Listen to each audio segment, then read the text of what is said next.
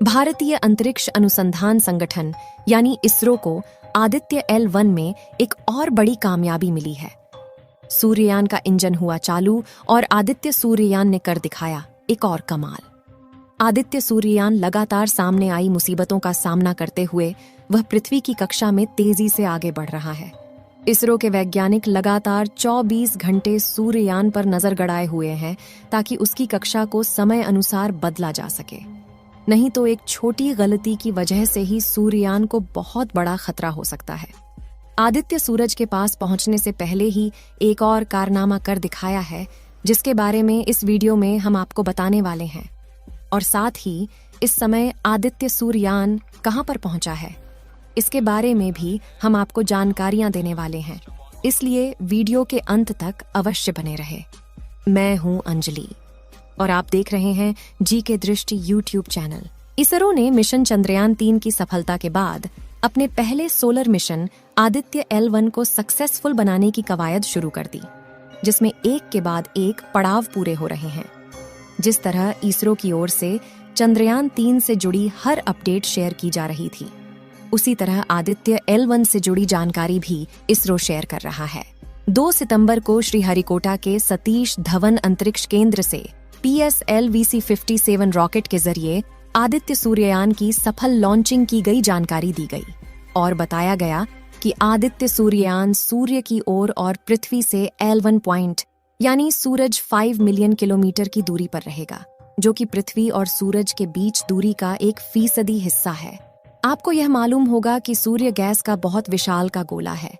ऐसे में आदित्य L1 सूरज के आसपास मौजूद वातावरण की स्टडी करेगा।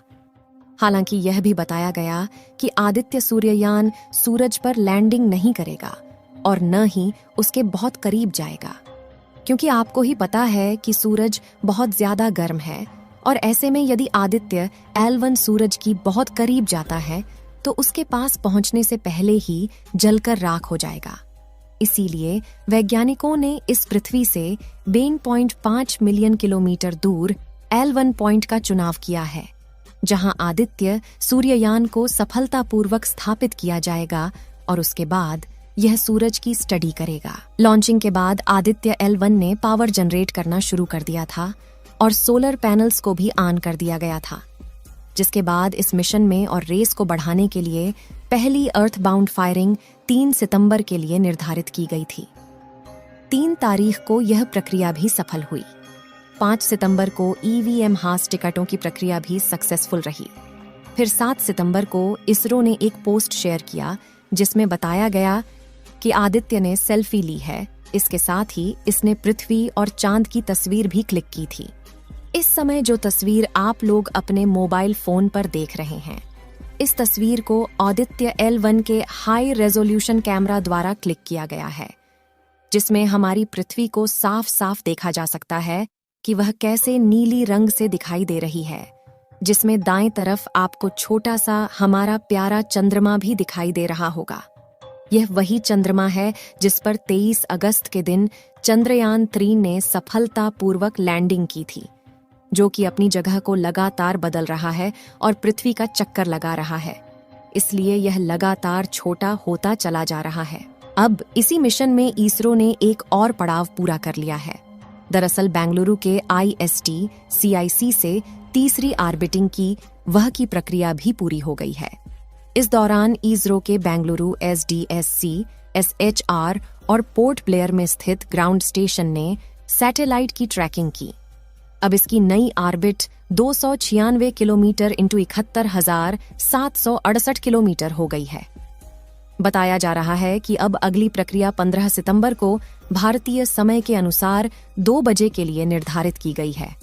आदित्य L1 को पृथ्वी और सूरज के बीच मौजूद L1 पॉइंट पर पहुंचना है। माना जा रहा है कि लॉन्चिंग के लगभग 127 दिन बाद ही L1 पॉइंट पर पहुंच पाएगा। कहा जा रहा है कि इस बिंदु से ग्रहण के बिना किसी रुकावट के सूरज को लगातार ऑब्जर्व किया जा सकता है। यानी आदित्य सूर्ययान निर्धारित बिंदु पर पहुंचकर हर समय सोलर स्टडी के लिए जरूरी डेटा जुटा पाएगा। इसमें कुल 7 पेलोड लगे हैं जो अलग अलग डेटा जुटाएगा। जानकारी के लिए बता दें कि मिशन आदित्य L1 की परियोजना निदेशक इसरो की महिला वैज्ञानिक निगार शासी है। जैसा कि हमने बताया, इसरो के सोलर मिशन आदित्य ने पृथ्वी की कक्षा का तीसरा चक्कर पूरा कर लिया है। मनुआरिंग के बाद अबाधित ऑर्बिट 296 इंटू 71,747 किलोमीटर की अंडाकार कक्षा में चक्कर काट रहा है।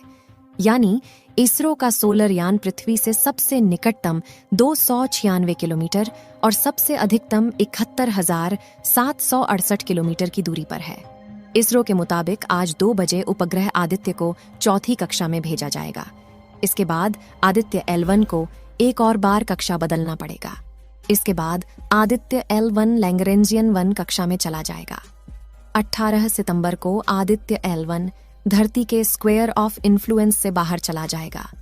इस पॉइंट को धरती का एग्जिट पॉइंट कहा जाता है, क्योंकि यहाँ के बाद धरती के गुरुत्वाकर्षण प्रभाव काफी कम हो जाता है।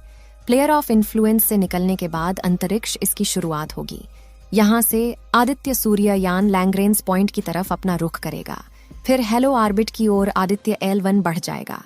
यहाँ कुछ मनूवरिंग के बाद ग्रह की कक्षा में दाखिल होगा। इससे पहले आदित्य ने जो सेल्फी खींची थी वो सोशल मीडिया पर जमकर वायरल हुई थी। इसमें उसके पेलोड दिख रहे थे। इसके अलावा एक फोटो में उभरा हुआ पृथ्वी और चांद के साथ फोटो भी खींची थी। सूर्य के वातावरण से निकलकर अंतरिक्ष में फैलने वाले कोरोना मास इंजेक्शन और सौर तूफानों में कई तरह के रेडियो एक्टिव तत्व होते हैं जो पृथ्वी के लिहाज से नुकसानदेह होते हैं, और अगर यह रेडियो एक्टिव तत्व किसी भी तरह से पृथ्वी के वातावरण में चले जाते हैं तो फिर पृथ्वी की ऑर्बिट में घूम रहे हजारों सैटेलाइट के सिग्नल को ब्लॉक कर सकता है और इस प्रक्रिया में काफी ज्यादा नुकसान हो सकता है। सौर तूफान और कोरोना मास इंजेक्शन की वजह से पृथ्वी के बाहर ही वायुमंडल में चक्कर काट रही सैटेलाइट में खराबी आ सकती है। इसके अलावा अगर कोरोना मास इंजेक्शन और सौर तूफान धरती के वातावरण में दाखिल हो जाए तब पृथ्वी पर short web communication, mobile signal, electric power और ग्रिड सिस्टम पूरी तरह से ठप पड़ने की संभावना होती है।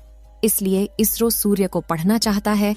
इसकी मदद से पृथ्वी को सूर्य के प्रकोप में मदद मिलेगी और सूर्य से आने वाले सौर तूफान, कोरोना मास इंजेक्शन की जानकारी भी समय रहते मिल सकेगी ताकि कोई एहतियाती कदम उठाया जा सके। आप सभी लोगों की दुआओं से ही चंद्रयान 3 में चांद की सतह पर सफलतापूर्वक लैंडिंग की थी।